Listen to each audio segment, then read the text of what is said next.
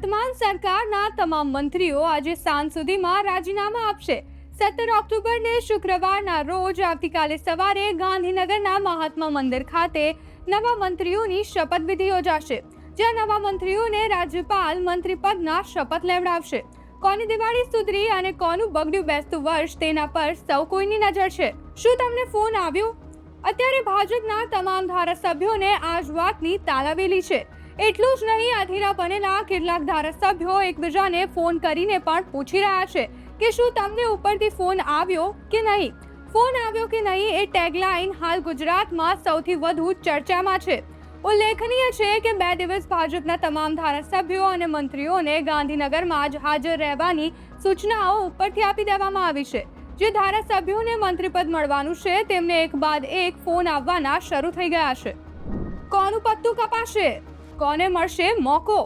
કોની સુધરશે દિવાળી? કોનું બગડશે બેસતું વર્ષ?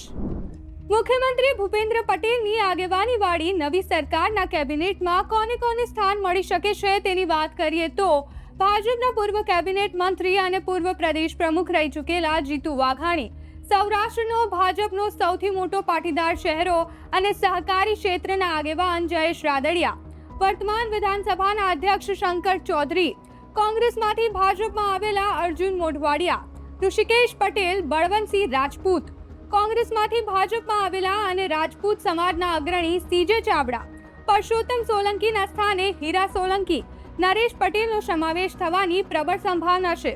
જ્યારે વર્તમાન સરકારમાંથી ગૃહ રાજ્યમંત્રી હર્ષ સંઘવી અને પ્રફુલ્લ પાનસેરિયાને પ્રમોટ કરીને આ વખતે કેબિનેટમાં સ્થાન આપવામાં આવશે।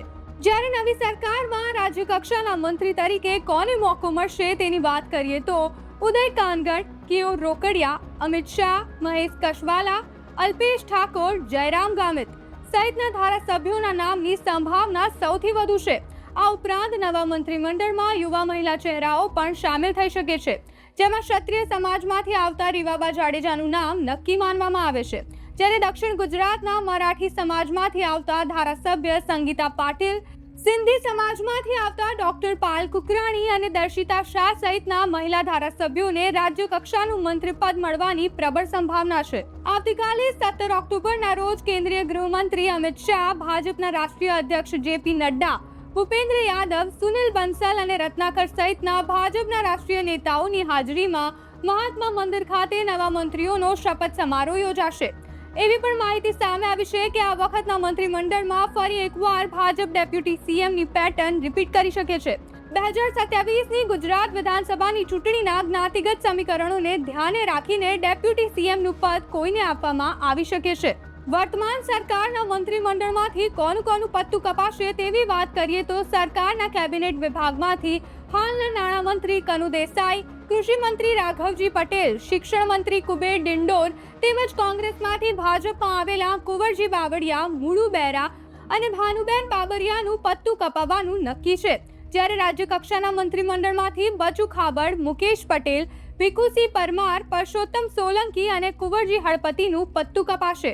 આ ઉપરાંત ભાજપના પ્રદેશ પ્રમુખ તરીકેની જવાબદારી મળવા બદલ નિકોલના ધારાસભ્ય અને ઓબીસી સમાજમાંથી આવતા જગદીશ વિશ્વકર્માએ પણ મંત્રી પદ છોડવું પડશે।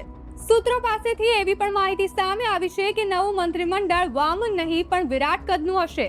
મહત્વના ધારાસભ્યોને તક આપી શકાય અને બધા સચવાઈ જાય એ આશયથી ભાજપ મંત્રીમંડળનું કદ વધારી શકે છે। અગાઉ મુખ્યમંત્રી સહિત 17 સભ્યોનું મંત્રીમંડળ હતું, જેમાં વધારો કરીને હવે આ આંકડો 22 થી 24 સુધી પહોંચી શકે છે, જેમાં ભાજપ કેબિનેટ મંત્રીઓની સંખ્યામાં પણ વધારો કરી શકે છે। સામાન્ય રીતે દર બુધવારે મળતી કેબિનેટની બેઠક પણ 15 ઓક્ટોબરના રોજ મળી નહોતી। આજે ગુરુવારે કેબિનેટની બેઠક મળશે એવું નક્કી થયું હતું, જો કે અચાનક આજે મળનારી કેબિનેટ બેઠક પણ મોકૂફ રાખવામાં આવી હતી અને હવે વિસ્તરણ પછી જ કેબિનેટ બેઠક મળે એવી સંભાવના છે। કયા મંત્રીઓ થશે રિપીટ? કોનું ગરબો થશે ઘર ભેગો? કોને આવ્યો શપથ લેવાનો ફોન? અનેક સવાલો પરથી હવે હટશે પડદો। આગામી વર્ષ 2027ની ગુજરાત વિધાનસભાની ચૂંટણી અને એ પહેલાની સ્થાનિક સ્વરાજની ચૂંટણીને ધ્યાને રાખીને ભાજપ મંત્રીમંડળનું રીશફલિંગ કરી રહ્યું છે। ત્યારે હવે ભાજપ દરેક વિસ્તાર અને જ્ઞાતિગત સમીકરણોને આધારે પોતાના વિશ્વાસુ લાગતા નેતાઓને મંત્રીપદ આપીને પક્ષમાં ચાલતા આંતરિક કલેશને દૂર કરવા પ્રયાસ કરશે। જો કે આ વખતે પસંદગી માત્ર જ્ઞાતિગત સમીકરણો કે વિસ્તારને આધારે નહીં થાય.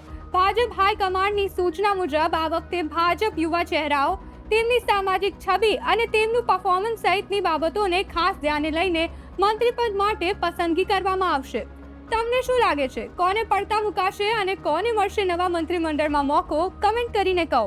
અમારી યુટ્યુબ ચેનલ ઓફ બીટ સ્ટોરીઝને સબસ્ક્રાઇબ કરો તેમજ ફેસબુક અને ઇન્સ્ટા સહિતના અમારા સોશિયલ મીડિયા પેજને ફોલો કરો.